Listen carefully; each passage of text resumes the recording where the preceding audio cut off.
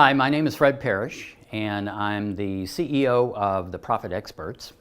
And what I want to talk with you about today is some things not to do in your small company.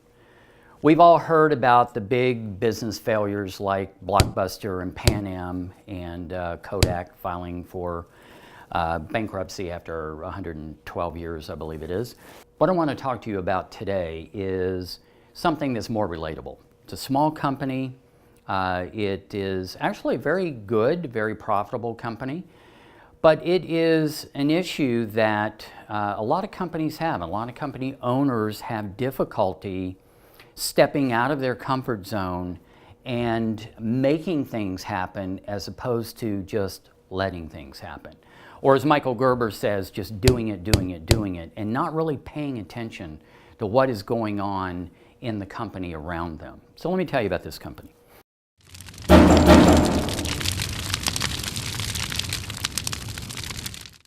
Again, very good company, about 15 million in revenue. And the owner wanted to sell the company. And so we did some valuation work, looked at the operations, made some recommendations, and came up with a value that that owner could take to the market. And so what we had done is looked at the historical operations, came to some conclusions about the profitability and cash flow, and then put an estimate of a value on it for them. But there were some anomalies in the data between a couple of different years. And we wanted to get some explanation about that because obviously if someone's going to come in and buy your company, they want to know everything there is to know about it. And we couldn't get any answers. There were huge swings in material costs, and it was just, we couldn't explain it. They couldn't explain it to us. So that became a problem. But we said, okay, so we assumed that over the course of a few years, all of those things flowed correctly, averaged out over time, and so we were comfortable with the valuation that we put on it. So what we found was 6 months after we had done that work, we went back and looked at the financial statements again, at the operational results, and they were so different than what we had seen for the 5 years before. It was shocking. And we just couldn't get any answers as to why.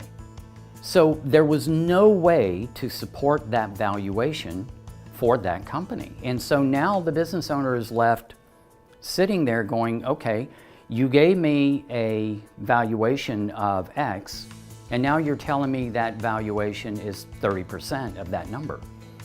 And the reason was, a lot of times value is a result of perception. And perception can be supported by the results. And if they had been paying attention to what was going on around them, instead of doing what Michael Gerber calls doing it, or in other words, just working every day, not making things happen, just letting the inertia take over and let the company operate on its own. Had they been paying attention, they would have known that they were missing their numbers. And by the time they looked at it, it was 6 or 8 months later, and it was just a huge gap in net profit, which translates into cash flow, which translates into valuation. So the moral of that story is, when you pay attention to what's going on around you and you do the planning that you need to do, and once you do the planning, you evaluate, and once you evaluate, then you adjust. And it's a cycle. So you plan, evaluate, adjust. Plan, evaluate, adjust. And it's like Benjamin Franklin said, that if you fail to plan, you plan to fail. And I cannot tell you how many times I see that play out every day in a small company.